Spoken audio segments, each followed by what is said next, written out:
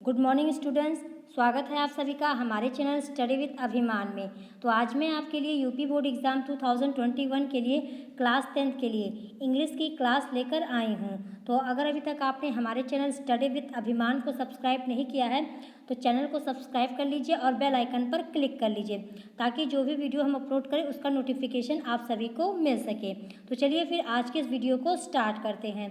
तो आज के इस वीडियो में आपको पढ़ाने वाली हूँ जो आपका इंग्लिश में प्रोज का सेक्शन है उसका लेसन 2 मैं आपको यहाँ पर पढ़ाने वाली। इसमें मैंने आपको इस लेसन के जो है 5 पार्ट्स जो हैं वो ऑलरेडी पढ़ा दिए हैं, जिसमें मैंने आपको इस लेसन का कंप्लीट हिंदी ट्रांसलेशन बताया हुआ है।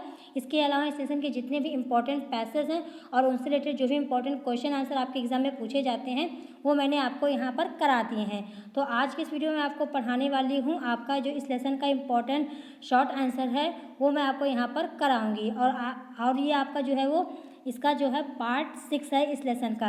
तो इससे पहले मैंने आपको इस लेसन के 5 पार्ट्स जो हैं वो पढ़ा दिए हैं। तो जिन स्टूडेंट्स ने वो पार्ट्स अभी तक नहीं देखे हैं आप चैनल पर जाकर उस वीडियो को देख सकते हैं और आपको ये जो वीडियो हैं हमारे वो आपको हमारे चैनल की प्लेलिस्ट में मिल जाएंगे। और अभी तक आपकी 10th क्लास की जितनी भी क्लासेस हुई हैं सारी क्लासेस की प्लेलिस्ट बना दी गई है। आपको चैनल पर जाना है, चैनल पर जब आप जाएंगे तो वहाँ पर आपको प्लेलिस्ट का सेक्शन मिल जाएगा और वहाँ पर आप जब जाएंगे प्लेलिस्ट वाले सेक्शन में तो वहाँ पर आपको 10th क्लास की अभी तक जितने भी सब्जेक्ट की क्लासेस हुई हैं सारी क्लासेस जो हैं वो आपको लाइन बाय लाइन मिल जाएंगी। तो जिन स्टूडेंट्स ने अभी तक इस लेसन के पार्ट 5 नहीं देखे हैं वो आप चैनल पर जाकर देख सकते हैं। तो ये आपका इस लेसन का पार्ट 6 है जिसमें मैं आपको पढ़ाऊंगी इस लेसन के इम्पॉर्टेंट शॉर्ट क्वेश्चन आंसर। तो चलिए फिर वीडियो को स्टार्ट करते हैं। तो आप यहाँ पर देख पा रहेंगे आपका यहाँ पे लिखा हुआ है short answer type question and their answers. तो आपको यहाँ पे इसके इंपॉर्टेंट जो भी शॉर्ट आंसर है वो मैं आपको इस वीडियो में कराऊंगी। तो आपका यहाँ पे लिखा हुआ है answer the following question is not more than 25 words each. ये आपको यहाँ पे करना है। तो इसमें आपका फर्स्ट क्वेश्चन क्या लिखा हुआ है? फर्स्ट क्वेश्चन आपसे यहाँ पे पूछा गया है कि where was the house situated. क्या पूछा गया है आपसे? इसका फर्स्ट क्वेश्चन क्या पूछा गया है कि where was the house situated, यानी जो मकान था वो कहाँ पर स्थित था, ये आपसे फर्स्ट क्वेश्चन पूछा गया है। तो आपका इसका आंसर क्या हो जाएगा? आपका इसका आंसर हो जाएगा कि the house was situated on the crust of a low hill, it was only one in the entire valley. ये आपका इस क्वेश्चन का आंसर हो जाएगा जो कि आपसे पूछा गया था कि where was the house situated, यानी मकान कहाँ स्थित था। तो जो मकान था वो कहाँ पर स्थित था? मकान जो है वो एक निचली पहाड़ी की चोटी पर स्थित था या पूरी घाटी में केवल एक ही था। आपका यहाँ पर लिखा हुआ है ना इंटायर वैली, तो इंटायर वैली का मतलब क्या हो जाता है? संपूर्ण घाटी या पूरी घाटी। तो ये जो मकान था वो पूरी घाटी में केवल एक ही था। तो जब मैंने आपको इस लेसन का कंप्लीट हिंदी ट्रांसलेशन पढ़ाया था तो वहाँ पर मैंने आपको इस लेसन का जो स्टोरी है वो मैंने आपको अच्छे से बताई हुई थी। तो जिन स्टूडेंट्स ने नहीं देखी है वो वीडियो आप चैनल पर जाकर उस वीडियो को देख सकते हैं। जब आप उस वीडियो को देखे रहेंगे तभी आप इस तरह के क्वेश्चन के आंसर को जो है आसानी से कर पाएंगे और आसानी से आंसर को समझ भी पाएंगे। तो आपको ज़्यादा रटने की ज़रूरत नहीं पड़ेगी। तो आप लोग उस वीडियो को ज़रूर देख लीजिएगा जिन स्टूडेंट्स ने अभी तक हिंदी ट्रांसलेशन वाली वीडियो नहीं देखी है इस लेसन की। चलिए अब देखते हैं आपसे सेकंड क्वेश्चन क्या पूछा गया है। सेकंड क्वेश्चन आपका यहाँ पे पूछा गया है कि who was the owner of the house and the fields. क्या पूछा गया है? Who was the owner of the house and the fields. ये आपसे यहाँ पे पूछा गया है कि मकान तथा खेतों का मालिक कौन था। ये आपसे यहाँ पे पूछा गया है सेकंड क्वेश्चन। तो इसका आंसर क्या हो जाएगा आपका इसका आंसर हो जाएगा कि लैंचो was owner of the house and the field, he new his fields intimately. ये आपका यहाँ पे लिखा हुआ है। क्या लिखा हुआ है कि जो लैंचो है, लैंचो जो है मकान और खेतों का मालिक था, वह अपने खेतों को अच्छी तरह से जानता था। यह आपका हो जाएगा इस क्वेश्चन का आंसर जो कि आपसे यहाँ पे सेकंड क्वेश्चन पूछा गया था कि who was the owner of the house and the field. ये आपसे यहाँ पे पूछा गया था कि मकान तथा खेतों का मालिक कौन था। तो लैंचो जो है वो खेत का मकान और खेतों का मालिक था और वो अपने खेतों को अच्छी तरह से जानता था। ये आपका हो जाएगा सेकंड क्वेश्चन का आंसर। क्या लिखा हुआ है कि लैंचो was the owner of the house and the fields, he new his fields intimately. आपका यहाँ पे लिखा हुआ है इंटीमेटली। तो इंटीमेटली का मतलब क्या होता है? घनिष्ठ रूप से, यानी बहुत अच्छी तरह से किसी चीज़ को जानना। यह आपका हो जाएगा इसका हिंदी मीनिंग। तो इसको भी आपको यहाँ पे ध्यान रखना है। अब चलिए देखते हैं आपसे थर्ड क्वेश्चन क्या पूछा गया है। थर्ड क्वेश्चन आपका यहाँ पे पूछा गया है कि how did Lencho feel when it began to rain. क्या पूछा गया है? How did Lencho feel when it began to rain. और ये आपका जो क्वेश्चन है ये आपके यूपी बोर्ड एग्जाम 2019 में पूछा भी गया है, आप यहाँ पर देख पा रहे होंगे। तो आपसे यहाँ पे क्या पूछा गया कि जब पानी बरसने लगा तब लैंचो ने किस प्रकार महसूस किया, ये आपसे यहाँ पे पूछा गया है। तो आपका इसका आंसर क्या हो जाएगा, आपका यहाँ पे इसका आंसर हो जाएगा कि when it began to rain Lencho went out for the pleasure of feeling the rain on his body. His fields needed some rain, so he was very happy. ये आपसे यहाँ पे इसका आंसर हो जाएगा, जो कि आपसे क्वेश्चन पूछा गया था कि how did Lencho feel when it began to rain, यानी जब पानी बरसने लगा तब लैंचो ने किस प्रकार महसूस किया, ये आपका यहाँ पे क्वेश्चन पूछा गया था। तो आपका इसका आंसर क्या हो जाएगा, आपका इसका यहाँ पे आंसर हो जाएगा कि when it began to rain Lencho went out for the pleasure of feeling the rain on his body, his fields needed some rain, so he was very happy. ये आपसे इसका आंसर हो जाएगा, क्या हो जाएगा कि जब पानी बरसने लगा लैंचो वर्षा के सुख को अपने शरीर पर अनुभव करने के लिए बाहर चला गया। उसके खेतों को कुछ पानी की आवश्यकता थी, इसीलिए वह बहुत प्रसन्न था। ये आपसे यहाँ पे इसका आपका थर्ड क्वेश्चन का आंसर हो जाएगा। तो आंसर को आपको अच्छे से समझना है और अच्छे से इसको याद कर लेना है। और ये आपका जो थर्ड क्वेश्चन है आपके एग्जाम के पॉइंट ऑफ व्यू से इम्पॉर्टेंट है, तो इसको आप अच्छे से पढ़ लीजिएगा। अब चलिए देखते हैं फोर्थ क्वेश्चन आपका क्या पूछा गया है। फोर्थ क्वेश्चन आपका यहाँ पे पूछा गया है कि why does the person call the rain drops new coins. क्या पूछा गया है, why does the person call the rain drops new coin. ये आपसे यहाँ पे पूछा गया, वह व्यक्ति वर्षा की बूंदों को नए सिक्के क्यों कहता है। कौन, लैंचो। जो लैंचो है जब वर्षा की बूंदें गिर रही थी धरती पर, तो उस लैंचो ने क्या कहा था कि ये वर्षा की बूंदें नहीं है, ये नए सिक्के हैं। तो लैंचो ने ऐसा क्यों कहा था, ये आपसे यहाँ पे क्वेश्चन पूछा गया है।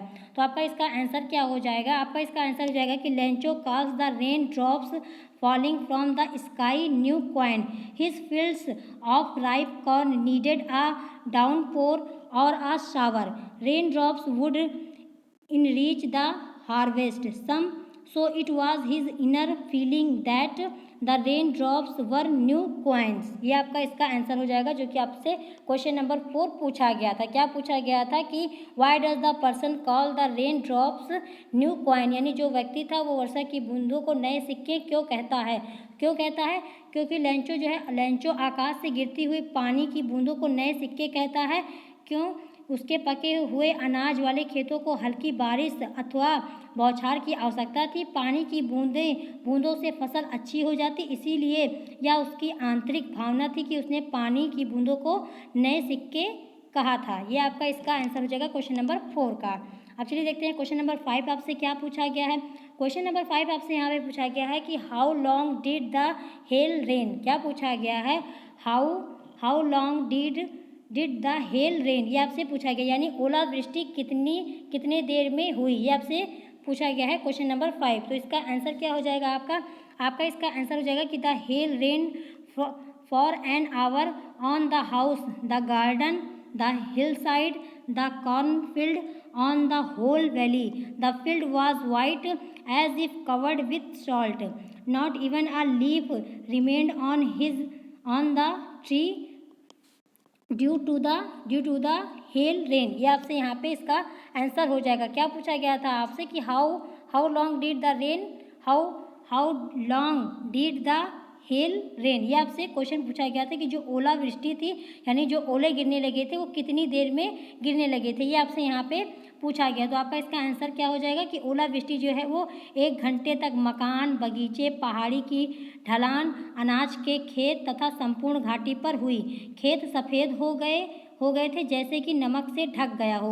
ओलावृष्टि के कारण पेड़ों पर एक भी पत्ती नहीं बची थी। ये आपका इसका आंसर हो जाएगा क्वेश्चन नंबर 5 का। आपका यहाँ पे लिखा हुआ है ना कि not even a leaf remain on the tree due to the hail rain, ये आपसे इसका आंसर हो जाएगा।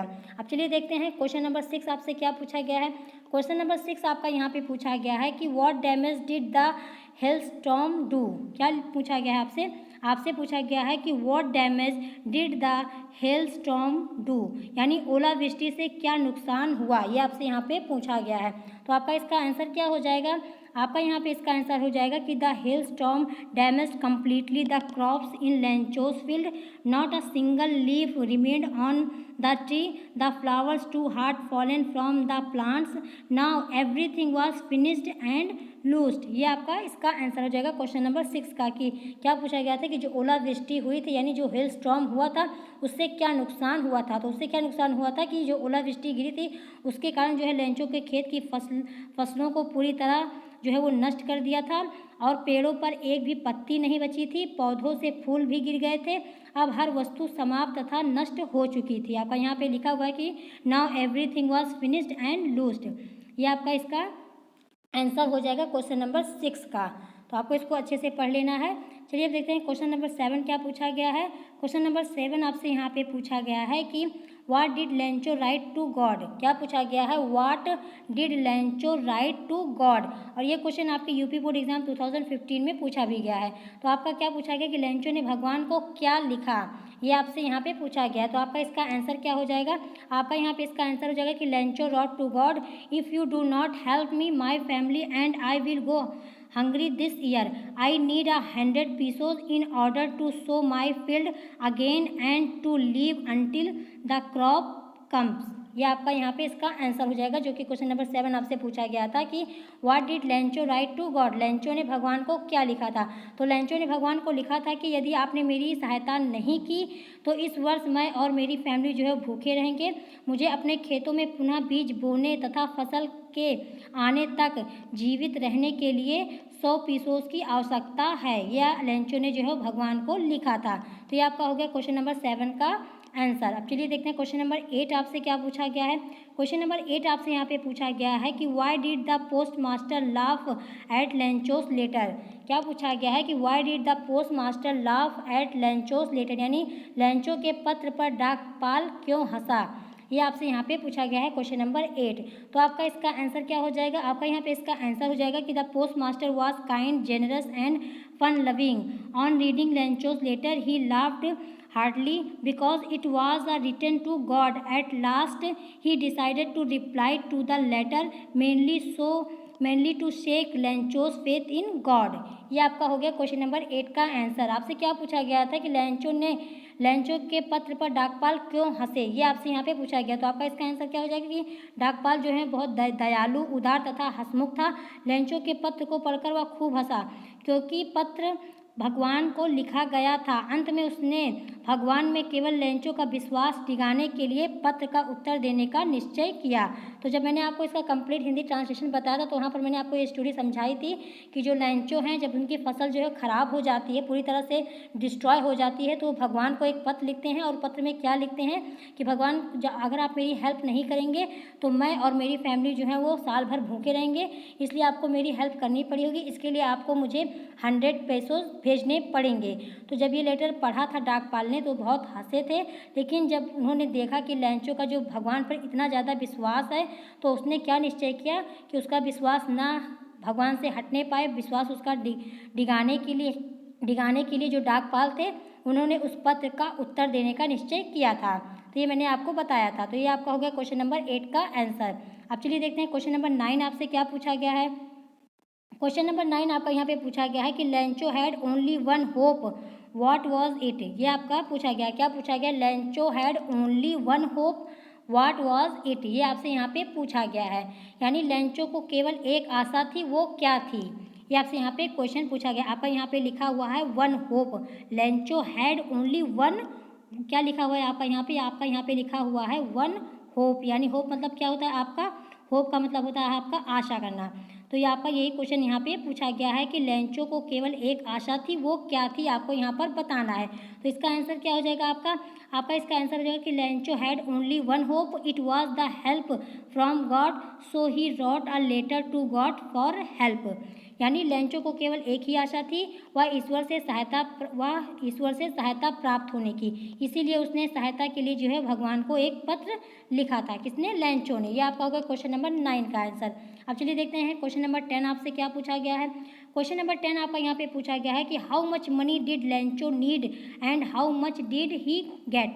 ये आपसे पूछा गया और ये आपका क्वेश्चन बहुत ही इंपॉर्टेंट है। आप जैसा कि देख पा रहे हैं ये आपके यूपी बोर्ड एग्जाम 2012, 2017 और 2019 में पूछा जा चुका है। तो आपका ये क्वेश्चन जो है आपके एग्जाम के पॉइंट ऑफ व्यू से मोस्ट इंपॉर्टेंट है। आपसे यहाँ पे क्या पूछा गया है कि how much money did Lencho need and how much did he get, यानी लेंचो को कितने धन की ज़रूरत थी और उसे कितना मिला, ये आपसे यहाँ पे क्वेश्चन पूछा गया। तो आपका इसका आंसर क्या हो जाएगा? आपका यहाँ पे इसका आंसर हो जाएगा कि he had receive only 17 pesos while he had requested God to send him 100 pesos। ये आपका इसका आंसर हो जाएगा। क्या हो जाएगा कि लेंचो को केवल 70 पीसोज मिले, जबकि उसने ईश्वर से यानी भगवान से उसने कितने पीसोज मांगे थे? लेंचो ने जो है भगवान से 100 पीसोज मांगे थे, लेकिन उसको रिसीव कितने हुए थे? 70 पीसोज उसको रिसीव हुए थे। तो यही जो है वो लेंचो ने जो आपका क्वेश्चन पूछा गया था कि लेंचो ने कितने धन मांगे थे, कितने धन की उसको जरूरत थी और उसे कितना मिला था। तो लेंचो ने तो 100 पीसोज मांगे थे, लेकिन उसको मिला कितना था? उसको मिला था 70 पीसोज। तो ये आपका हो गया क्वेश्चन नंबर 10 का आंसर। और ये आपका जो क्वेश्चन है बहुत ही इंपॉर्टेंट है, इसको अच्छे से पढ़ लीजिएगा। चलिए अब देखते हैं क्वेश्चन नंबर 11। क्वेश्चन नंबर 11 आपसे क्या पूछा गया है? क्वेश्चन नंबर 11 आपका यहाँ पे पूछा गया है कि why did Lencho call the postal employees a bunch of crooks, was he right in doing so. ये आपसे पूछा गया है। क्या पूछा गया है कि जो लेंचो था उसने डाक कर्मचारियों को झूठ का पुलिंदा क्यों कहा था, यानी झूठ का पुलिंदा क्यों कहा था जो डाकघर के एम्प्लॉय थे, जो कर्मचारी थे, और क्या उसका ऐसा कहना उचित था? ये आपसे क्वेश्चन पूछा गया है। क्या पूछा गया है कि why did Lencho call the postal employees a bunch of crooks, और आपका फिर लिखा हुआ है कि was he right was he right in doing so. ये आपसे क्वेश्चन पूछा गया है। क्या पूछा गया है कि लेंचो ने जो है वो डाक कर्मियों को झूठ का पुलिंदा, आपका यहाँ पे लिखा हुआ है ना बंच ऑफ क्रूक्स, तो बंच ऑफ क्रूक्स का मतलब क्या होता है? झूठ का पुलिंदा। ये आपका इसका हिंदी मीनिंग होता है, तो इसको भी आपको यहाँ पे ध्यान रखना है। इसके बाद आपका यहाँ पे लिखा हुआ है कि ऐसा उसका कहना क्या उचित था, ये आपसे क्वेश्चन पूछा गया। और ये भी क्वेश्चन आपके एग्जाम के पॉइंट ऑफ व्यू से इंपॉर्टेंट है। ये भी क्वेश्चन आपका 2006 और 2008 और 2011 में पूछा गया है। तो आपका इसका आंसर क्या हो जाएगा? आपका यहाँ पे इसका आंसर हो जाएगा कि when Lencho received only 70 pesos instant of 100 he called the postal employees a bunch of crooks, he was not right in doing so. ये आपका इसका आंसर हो जाएगा। क्या हो जाएगा कि जब लेंचो को 100 के बजाय 70 पीसोज ही मिले तो उसने डाक कर्मियों को झूठ का पुलिंदा कहा, उसका ऐसा कहना उचित नहीं था। ये आपसे पूछा गया था। आपसे यहाँ पे पूछा भी गया था ना कि was he right in doing so, यानी ऐसा उसका कहना उचित था, यानी जो लेंचो ने डाक के कर्मचारियों को झूठ का पुलिंदा कहा था, यानी बेईमान व्यक्ति कहा था, तो इसका लेंचो का ऐसा कहना क्या उचित था? तो आपका इसका आंसर क्या हो जाएगा कि लेंचो का ऐसा कहना उचित नहीं था। जब लेंचो ने क्या कहा था पोस्ट ऑफिस के कर्मचारियों को? Bunch of crooks. तो बंच ऑफ क्रूक्स का आपका हिंदी मीनिंग क्या होता है?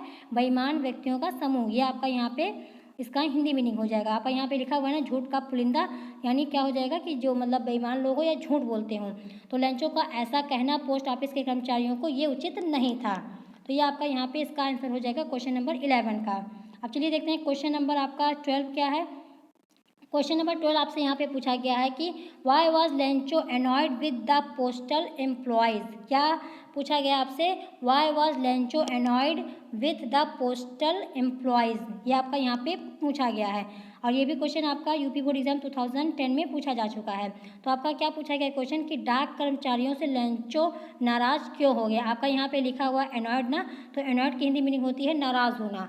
तो आपका यहाँ पे पूछा गया कि डाक कर्मचारियों से लेंचो नाराज क्यों हो गया था, ये आपसे यहाँ पे पूछा गया है। तो आपका इसका आंसर क्या हो जाएगा? आपका यहाँ पे इसका आंसर हो जाएगा कि Lencho received the letter on the following Sunday, Lencho had requested God to send him 100 pesos, when he found only 70 pesos in the envelope he became annoyed। ये आपका इसका आंसर हो जाएगा। क्या हो जाएगा कि जो लेंचो है वो डाक कर्मचारियों से नाराज़ क्यों हो गया था? क्यों? लेंचो को पत्र अगले रविवार को मिला। लेंचो ने अपने पत्र में भगवान से 100 पीसोज भेजने की प्रार्थना की थी, परंतु उसे जब केवल 70 पीसोज मिले तब उसे गुस्सा आ गया। ये आपका यहाँ पे इसका आंसर हो जाएगा, जो कि आपसे पूछा गया था कि डाक कर्मचारियों से लेंचो नाराज़ क्यों हो गया था। तो यहाँ पर इसका मतलब क्या हो जाएगा कि लेंचो को अगली सुबह पत्र मिला था, और जब उसने देखा तो उसमें क्या था, उसमें 100 पीसोस की जगह कितने पीसोस मिले थे लेंचो को, 70 पीसोस ही मिले थे। तो लेंचो को क्या लगा था, जो बाकी के पैसे हैं वो डाक कर्मचारियों ने ले लिए हैं, जबकि ऐसा नहीं था। बल्कि जो 70 पीसोस लेंचो को मिले थे वो किसने भेजे थे, किसने दिए थे, डाक कर्मचारियों ने ही तो दिए थे। जो वहाँ के डाक पोस्ट मास्टर थे उन्होंने ही तो दिए थे सबसे कह के, जो उनके एम्प्लॉयज़ वगैरह थे उन्होंने लेंचो का जो विश्वास था भगवान पर उसको बनाए रखने के लिए ऐसा किया था। लेकिन लेंचो क्या समझ रहा था, लेंचो ये समझ रहा था कि जो डाक के कर्मचारी हैं, भगवान ने तो उसे 100 पीसोस भेजे थे, लेकिन जो डाक कर्मचारी हैं, डाक कर्मचारियों ने उससे जो है उसके बाकी के पैसे जो हैं डाक कर्मचारियों ने ले लिए, इसीलिए जो है वो डाक कर्मचारियों से नाराज़ हो गया था। ये आपका यहाँ पे इसका आंसर हो जाएगा क्वेश्चन नंबर 12 का। अब चलिए देखते हैं क्वेश्चन नंबर 13 आपसे क्या पूछा गया है। क्वेश्चन नंबर 13 आपसे यहाँ पे पूछा गया है कि when did Lencho receive the letter, why did he become angry. ये आपसे यहाँ पे पूछा गया, क्या पूछा गया कि लेंचो ने पत्र कब प्राप्त किया, वह नाराज़ क्यों हो गया। ये आपसे यहाँ पे पूछा गया है क्वेश्चन नंबर 13, और ये भी क्वेश्चन आपका यूपी बोर्ड एग्जाम 2014 में पूछा गया है। तो इसका आंसर क्या हो जाएगा, इसका आंसर आपका हो जाएगा कि Lencho received the letter next Sunday, he was angry, find only 70 pesos in the envelope instant of 100। ये आपसे इसका आंसर हो जाएगा, जो कि आपसे यहाँ पे क्वेश्चन पूछा गया था कि why did Lencho receive the letter, why did he become angry, ये आपसे पूछा गया। तो क्या हो जाएगा इसका आंसर कि लेंचो को अगले रविवार को पत्र मिला था। लेंचो को कब पत्र मिला था, अगले रविवार को मिला था। वह अप्रसन्न हुआ, क्यों, क्योंकि उसने 100 पीसोस के स्थान पर केवल 70 पीसोस ही मिले थे। ये आपका इस क्वेश्चन का आंसर हो जाएगा, जो कि आपसे पूछा गया था क्वेश्चन नंबर 13 कि लेंचो ने पत्र कब प्राप्त किया, वह नाराज क्यों हो गया। ये आपसे यहाँ पे पूछा गया था, तो आपका इसका आंसर हो जाएगा। अब चलिए देखते हैं क्वेश्चन नंबर 14। क्वेश्चन नंबर 14 आपसे क्या पूछा गया है।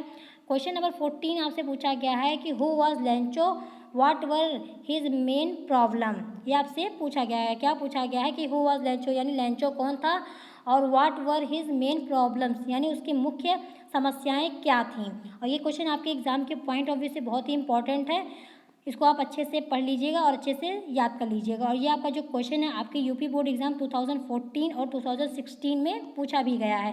तो आपका इसका आंसर क्या हो जाएगा, आपका इसका आंसर हो जाएगा कि Lencho was a farmer, he was very hard working, Lencho's main problems were that his crops was totally destroyed due to hailstorm, he was ruined, there was no one help him।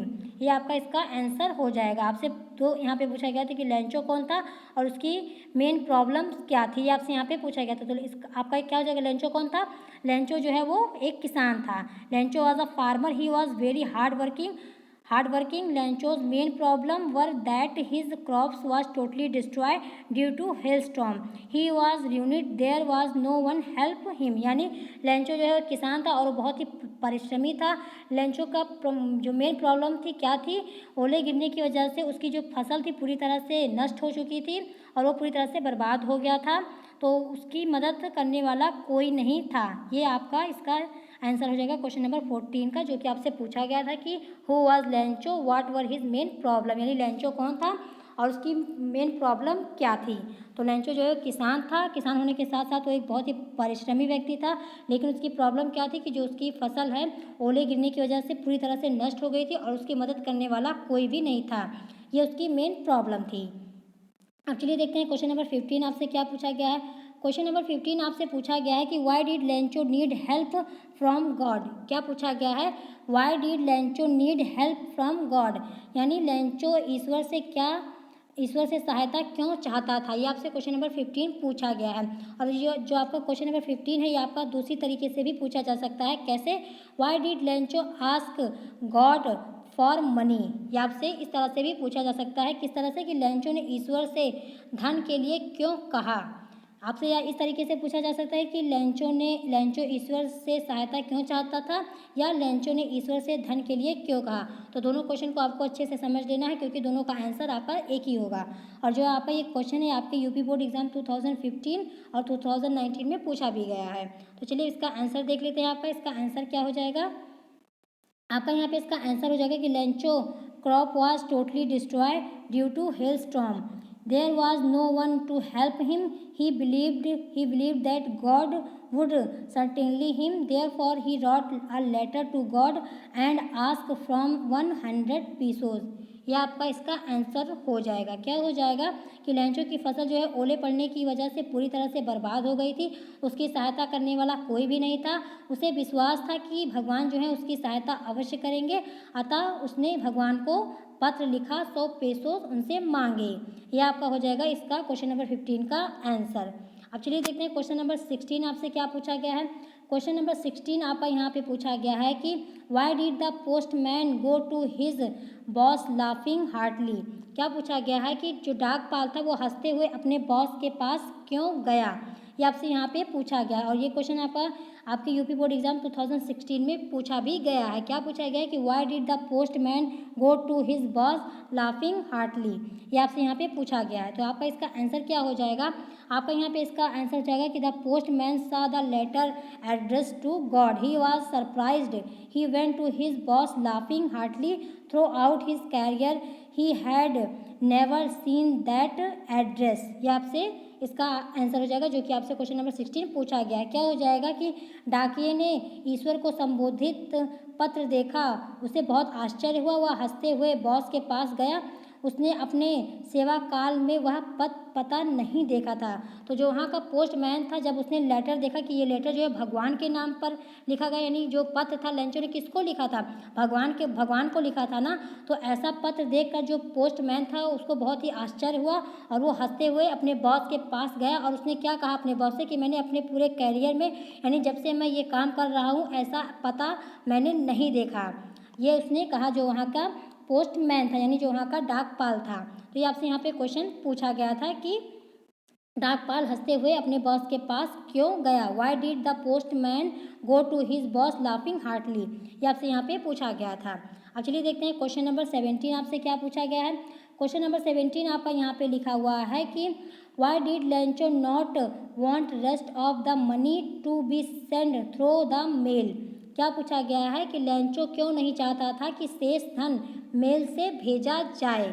ये आपसे पूछा गया question number 17 और ये question जो है आपके UP board exam 2017 में पूछा भी गया है। तो आपका इसका आंसर क्या हो जाएगा, आपका इसका आंसर हो जाएगा कि he did not want the money to be send by mail. क्या लिखा है आपका कि he did not want to money to be send by mail because the post office employees were a bunch of crooks.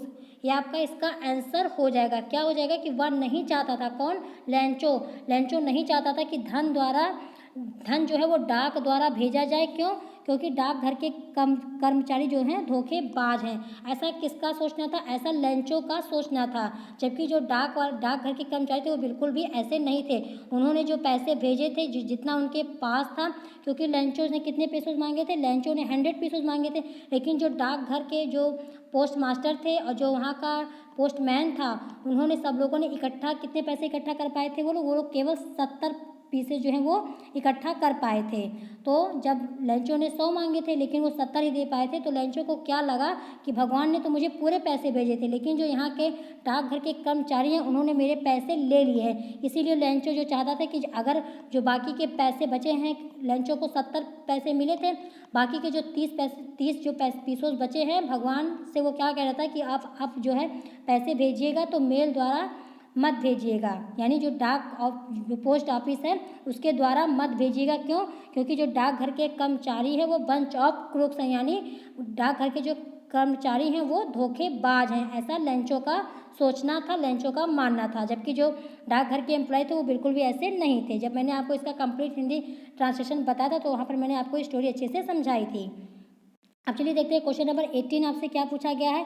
Question number 18 आपसे यहाँ पे पूछा गया है कि why did Lencho displeased when he received only 70 pesos. क्या पूछा गया आपसे कि लैंचो अप्रसन्न क्यों हुआ जब उसने 70 पीसो प्राप्त किए। ये आपसे यहाँ पे पूछा गया है क्वेश्चन नंबर आपका 18 और ये आपके यूपी बोर्ड एग्जाम 2017 में पूछा भी गया है। क्या पूछा गया आपसे कि why did Lencho displeased when he received only 70 pesos. ये आपका यहाँ पे क्वेश्चन नंबर 18 पूछा गया है। तो आपका इसका आंसर क्या हो जाएगा कि Lencho was angry to find only 70 pesos in the envelope instant of 100। क्या हो जाएगा इसका कि लैंचो अप्रसन्न हुआ। क्यों अप्रसन्न हुआ? क्यों? क्योंकि लैंचो ने 100 पीसों के स्थान पर केवल 70 पीसों ही मिले थे, इसलिए जो है लैंचो अप्रसन्न हो गया था, नाराज़ हो गया था। तो ये हो गया आपका क्वेश्चन नंबर 18 का आंसर। अब चलिए देख लेते हैं आज का लास्ट क्वेश्चन जो है आपका क्वेश्चन नंबर 19। क्या पूछा गया क्वेश्चन नंबर 19 आपसे कि why did Lencho write a letter to God, यानी लैंचो ने ईश्वर को पत्र क्यों लिखा, ये आपसे यहाँ पे पूछा गया। और ये भी क्वेश्चन आपके यूपी बोर्ड एग्जाम 2019 में पूछा गया है। तो आपका इसका आंसर क्या हो जाएगा? आपका इसका आंसर हो जाएगा कि लैंचो being a innocent and simple hearted person wrote a letter to God for the help of 100 pesos to show his field। ये आपका इसका आंसर हो जाएगा। आपसे पूछा गया था कि लैंचो ने भगवान को पत्र क्यों लिखा था। तो लैंचो जो है एक भोला भाला तथा सरल हृदय का व्यक्ति था। उसने अपना खेत बोने के लिए 100 पीसों की सहायता थी, इसीलिए उसने ईश्वर को पत्र लिखा था। तो आपसे यहाँ पे सीधे सीधे यही पूछा गया कि लैंचो ने जो है भगवान को पत्र क्यों लिखा। क्योंकि आपका ये लेसन भी है अ लेटर टू गॉड, यानी भगवान को एक पत्र। तो ये क्वेश्चन आपसे ज़रूर पूछा जाएगा और ये क्वेश्चन आपका इंपॉर्टेंट है, इसको आप अच्छे से पढ़ लीजिएगा। तो लैंचो जो है वो बहुत ही भोला भाला और एक सरल हृदय का व्यक्ति था और बहुत ही परिश्रमी व्यक्ति था। लेकिन जो उसका खेत था, जो उसकी फसल थी, ओले गिरने की वजह से पूरी तरह से बर्बाद हो गई थी। तो उसे अपने परिवार का पालन पोषण करने के लिए और फसल को पुनः बोने के लिए, फिर से उस फसल उगाने के लिए कितने पैसे की ज़रूरत थी? 100 पीसों की ज़रूरत थी, इसीलिए उसने भगवान को पत्र लिखा था। ये आपका हो जाएगा क्वेश्चन नंबर 19 का आंसर। तो यहाँ पर आज की इस वीडियो में मैंने आपको जो आपका ये लेसन है अ लेटर टू गॉड, इसका जितना भी इम्पोर्टेंट शॉर्ट आंसर था वो मैंने आपको यहाँ पर कंप्लीट करवा दिए हैं। अब नेक्स्ट वीडियो में मैं आपको इस लेसन का जो लॉन्ग आंसर है वो मैं आपको वहाँ पे कराऊंगी। तो अगर आज के इस वीडियो में आपको कोई चीज़ ना समझ में आई हो या आपका कोई डाउट हो तो आप कमेंट सेक्शन में पूछ सकते हैं। और अगर आज की वीडियो आप सबको पसंद आई हो तो वीडियो को लाइक करना, शेयर करना और चैनल को सब्सक्राइब करना मत भूलिएगा। तो आज की वीडियो में इतना ही। Thanks for watching.